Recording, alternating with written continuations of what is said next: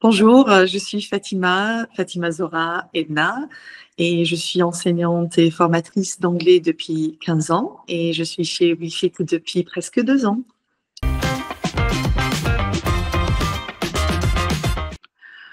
Je suis extravertie. Je suis pas une personne timide ou shy. C'est si j'ai quelque chose à dire ou si, par exemple, j'ai besoin d'exprimer quelque chose ou dire quelque chose, ben, je le dis sans problème.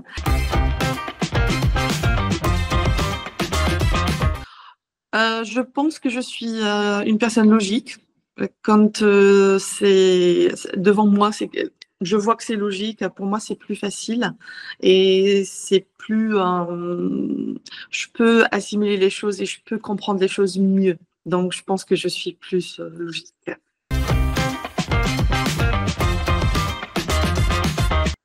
Ah, mes hobbies. Dès que j'ai un moment, moi, j'adore les musées.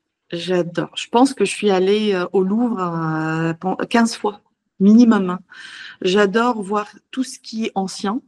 C'est mon hobby. Le dimanche matin, je peux y aller visiter un endroit ancien 3, 4 fois, 3 dimanches, 4 dimanches de suite, parce que ça me parle et je sens que on a besoin de un peu brainstorm pour voir comment l'ancienne génération ou ces personnes ont fait ces choses-là. Je suis toujours fascinée par ça. C'est mon vrai hobby, hein. Et aussi, j'aime bien lire. Je lis moins maintenant en ce moment, mais je lis tout le temps.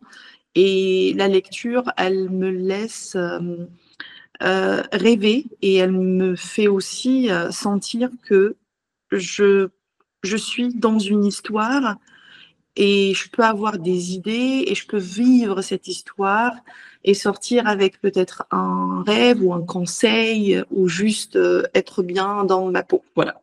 J'adore lire.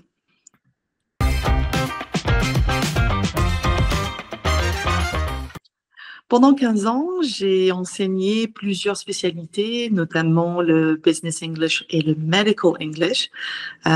Aussi les certifications, la préparation de toutes sortes de certifications que les candidats ont besoin pour passer pour passer c'est-à-dire pour finir leurs études, etc. Donc vraiment, c'est les certifications medical English and business English.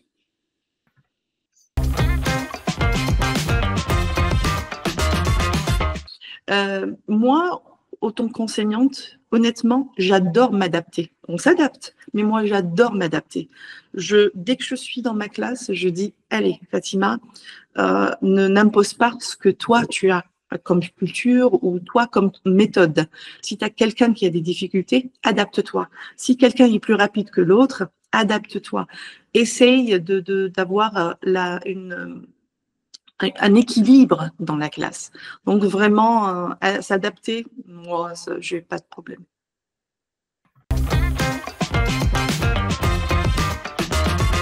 Enseigner différentes personnalités et nationalités en même temps, chacun a sa culture. Moi, j'ai ma culture aussi. Donc, on peut avoir une atmosphère à la fin multiculturelle et on peut échanger en apprenant. Ça, j'adore. Quand j'ai une classe où tout le monde est différent, pour moi, cette différence, elle va créer une étincelle, elle va créer vraiment une beauté aux leçons. C'est pas juste enseigner ou apprendre une langue. Je me souviens un jour, j'avais 5 nationalités, c'est-à-dire 5 candidats de nationalités différentes, et chacun parle comment manger le riz.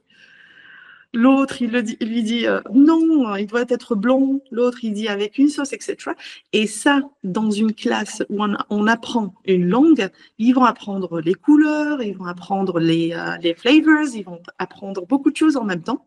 Et à la fin, on est sorti avec la joie, l'apprentissage, et aussi on s'ouvre sur d'autres cultures. C'est-à-dire, on se dit ah oui, mais il n'y a pas que moi qui mange le riz comme ça. Ça, c'est entre parenthèses.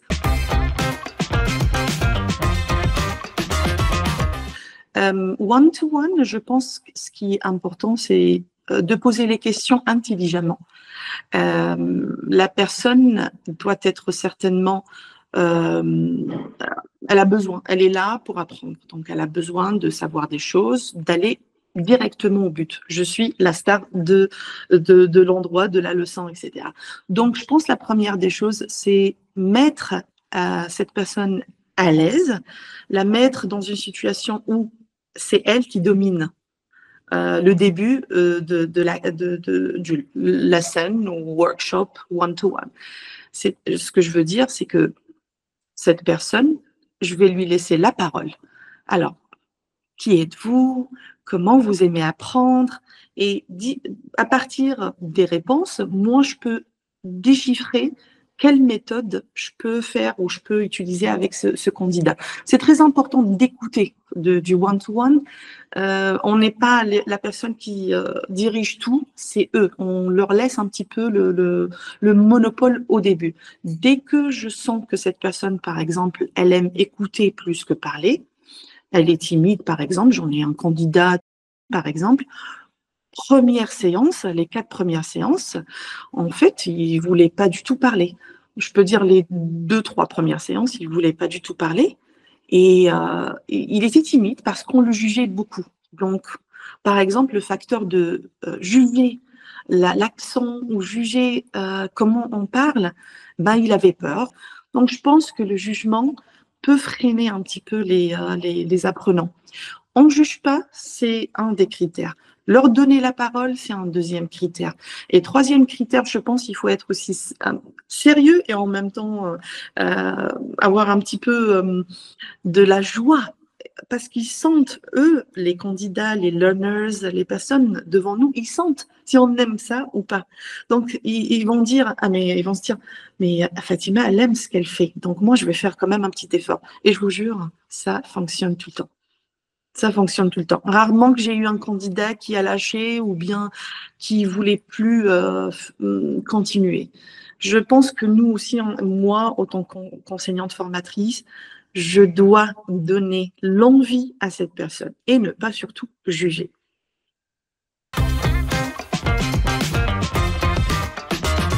C'est une candidate qui prépare son test TOEIC et elle fait avec nous plus de, je pense, de 30 heures. Et elle a commencé, elle était très bien, elle était motivée pendant plusieurs séances et d'un seul coup, elle a eu un problème personnel, mais elle a perdu la motivation. J'ai commencé à lui envoyer des emails, sympa, est-ce que ça va, c'est-à-dire il faut pas se déconnecter complètement, sinon on va oublier, tu vas oublier un petit peu ce que tu as fait, etc. Et l'anecdote, c'est que dès qu'elle ouvre en fait son ordinateur, son chat, c'est lui le premier qui me dit bonjour. Pour moi, c'était rigolo parce que je lui ai dit, ça ne me dérange pas que ton chat soit avec nous dans la classe. C'est-à-dire vraiment face-to-face, laisse-le. Et ben, dès que elle a son chat avec elle, pardon, elle est rassurée, je pense, ça lui rassure, et elle est un petit peu plus motivée. Aussi, c'est la peur. Et je pense que la démotivation, quand on a peur, on est démotivé. Quand on rassure un petit peu le candidat, on dit slow down, take it easy, c'est pas grave, tout ira bien.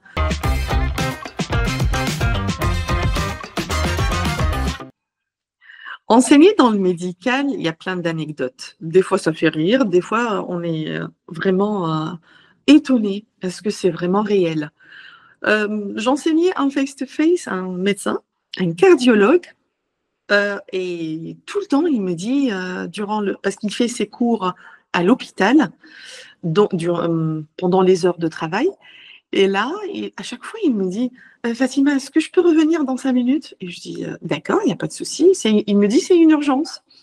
D'accord, je me dis, c'est pas grave. Une première fois, une deuxième fois.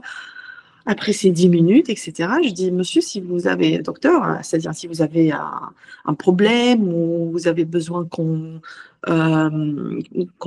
c'est-à-dire on planifie votre session pour une autre fois, dites-moi. Hein.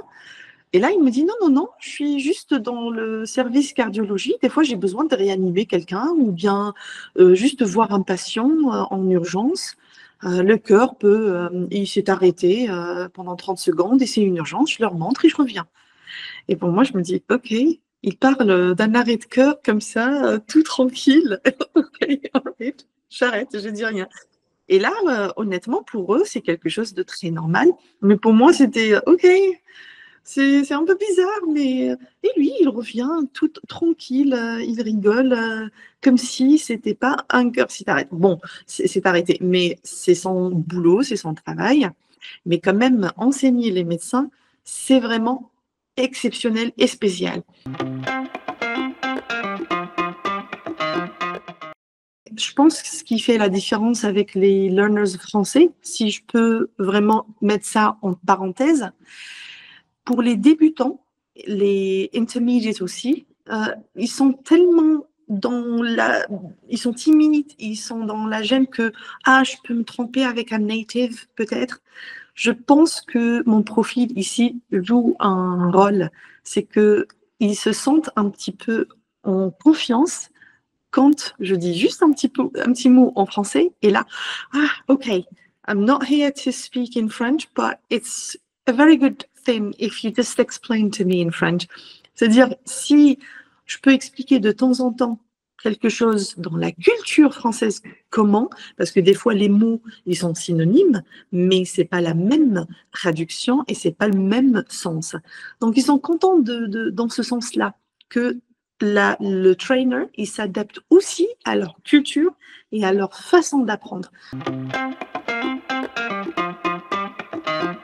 La liberté chez WeFit pour les cours, en fait, elle débute déjà qu'ils ont le choix de 3 trainers, qu'ils ont le choix de la durée de leurs cours, et même ils peuvent changer cette durée si, par exemple, s'ils trouvent que 45 minutes c'est peu, ou 30 minutes aussi, ils peuvent nous contacter. Et justement aussi, ça, il y a tout un service derrière, un service client qui est là dans la minute. Vous voulez pas 45 minutes, vous voulez changer, on est là. Donc, on s'adapte vraiment. Et là, ils adorent ce côté que je peux changer. C'est pas vraiment le dernier mot, j'ai choisi 30 minutes.